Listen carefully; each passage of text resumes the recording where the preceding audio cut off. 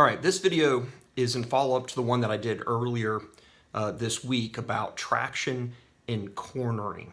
And I want to follow up on that and specifically talk about braking when cornering on your bike. And want to start with a story that I saw online.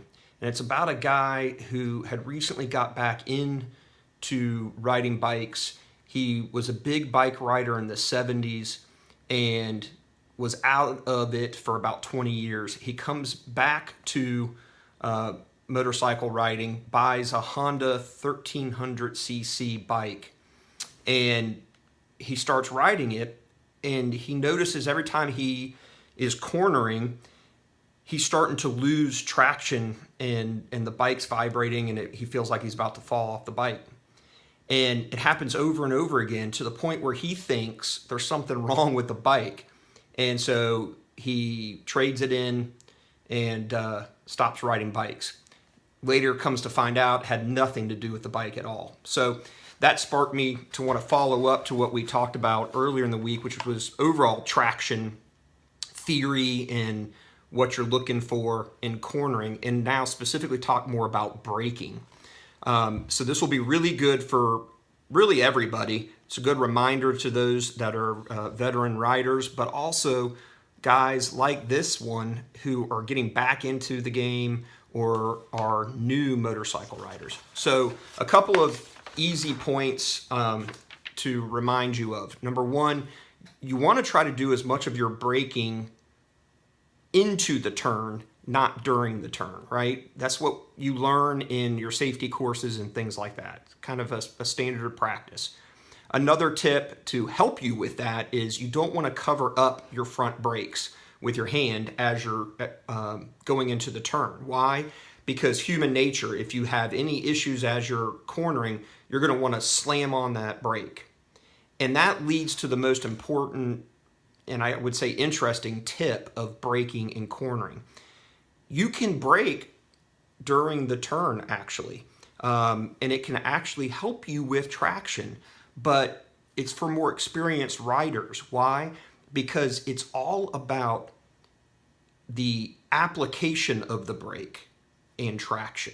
What do I mean by that? Again, in that discussion of putting your hand over the brake as you're cornering and the likelihood that you're going to grab it fast, if you ease in on the brake as you're cornering, you're going to give yourself plenty of traction. It's when you do it aggressively that you're going to lose traction. Same thing with throttling. If you throttle up and throttle up fast in a corner, you're going to lose traction. So you want to be throttling well before the turn, and you want to have your speed as perfect as possible before you're going into the turn. So if you're needing to slow down, you want to do all of that well before you get into that turn.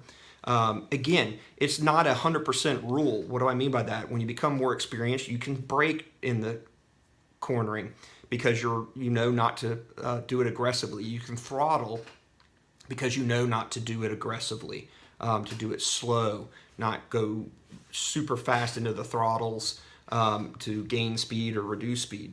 That is what really affects traction in cornering. So a couple safety tips there for you on using your brake in cornering, giving the example of this gentleman. So if you're having trouble with the cornering, look first at your strategy going into the corner, and while you're in it, are you hitting the brake too hard? Are you throttling too hard? That could be the culprit, not your bike itself or tires or anything like that need to be replaced. It could be what you're doing is causing those issues, and you can always, lose control of your bike if you are doing it incorrectly.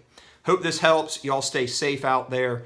Comment to this with any of your experiences in cornering and braking, and look forward to hearing your comments. Thanks for watching the video.